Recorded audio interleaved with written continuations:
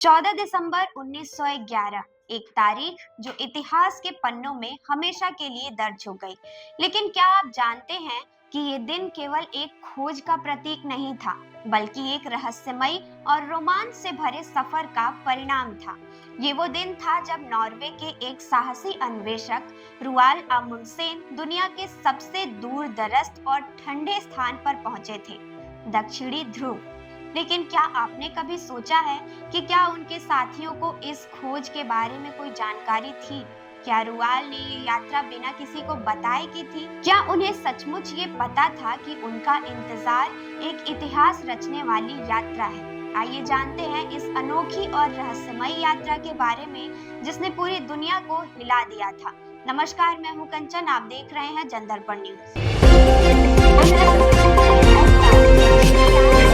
आप देख रहे हैं जनदर्पण का खास प्रोग्राम दिन विशेष अतीत की यात्रा। रुआल अमुंडसेन का नाम एक समय में पूरी दुनिया में गूंजने वाला था, लेकिन उस समय ये नाम किसी के लिए भी जाना पहचाना नहीं था। रुआल ने अपनी यात्रा के दौरान एक ऐसा कदम उठाया जो पूरी दुनिया के सामने नहीं था। वो शुरू में उत्तरी ध्रुव की ओर बढ़े, लेकिन जब उन्हें ये पता चला कि उत्तरी ध्रुव की खोज पहले ही कर ली गई है, तो उन्होंने अपनी योजना बदली। अब उनका लक्ष्य था दक्षिणी ध्रुव। लेकिन ये फैसला इतना आसान नहीं था। इस रहस्यमय मिशन में उन्होंने अपने दल को भी नहीं बताया कि वो किस दिशा में बढ़ रहे हैं। रुआल ने अपनी टीम को भ्रमित करने के लिए सभी संकेत बदल दिए। उन्होंने अपनी यात्रा की दिशा गोपनीय रखी और किसी को भी इसका पता नहीं चलने दिया। क्या ये एक साधारण अन्वेषण था या फिर ये एक बड़ी चाल थी? क्या रुआल ने अपनी यात्रा की पूरी योजना अकेले बनाई थी? ये सवाल आज भी अनसुलझा है। अपनी यात्रा के पहले ही दिन उन्हें कुछ बड़े झटके लगे। बेहद ठंडे मौसम और खतरनाक बर्फीले रास्तों ने उनके दल को लगभग तोड़ दिया था। दल के कुछ कुत्ते खो गए और परिस्थितियां इतनी खराब हो गई कि रुआल को अपने बेस पर वापस लौटना पड़ा। लेकिन क्या वो हार मानने वाले थे? नहीं, उन्होंने दोबारा कोशिश की और इस बार उनका इरादा था दक्षिणी ध्रुव तक पहुंचना। रुआल का दल 19 सदस्यीय था, जिनमें 100 ग्रीनलैंड नस्ल के कुत्ते भी शामिल थे, जो बर्फीले रास्तों पर स्लेज गाड़ी खींचने में मदद करते थे। लेकिन ये यात्रा न केवल शारीरिक बल बल्कि मानसिक दृढ़ता भी मांगती थी।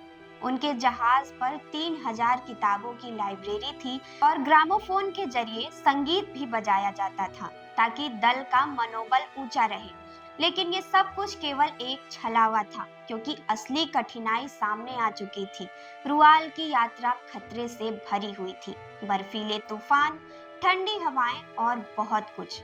हर कदम पर मौत का साया था, लेकिन रुआल और उनके दल ने हार मानने का नाम नहीं लिया।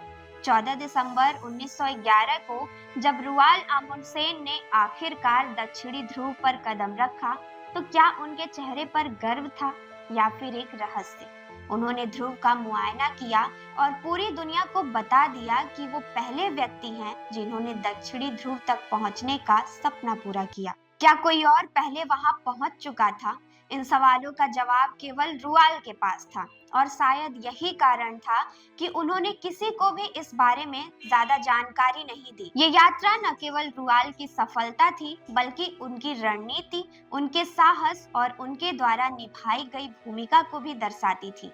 क्या रुआल ने अपनी यात्रा को सचमुच अकेले ही साकार किया या फिर उनके पीछे कोई और योजना थी? ये सवाल हमेशा के लिए एक रहस्य बनकर रह गया। रुआल अमुंडसेन के बाद 17 जून 1928 को एक और रहस्य सामने आया, जब वो एक खोए हुए जहाज की तलाश में निकले और फिर कभी लौटकर नहीं आए।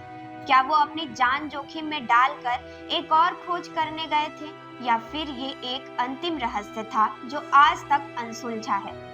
आज भी रुआल अमुंडसेन की साहसिकता और उनकी रहस्यमय यात्रा को याद किया जाता है। उनकी ये यात्रा हमें ये याद दिलाती है कि कभी-कभी सबसे बड़े रहस्य और सबसे बड़ी सफलता उन्हीं लोगों के हाथों में होती है जो बिना किसी डर के अनजानी राहों पर कदम रखते हैं। आपको ये कहानी कैसी लगी? हमें कमेंट करके जरूर बताएं और देखते रहें जनदर्पण न्यूज। धन्यवाद।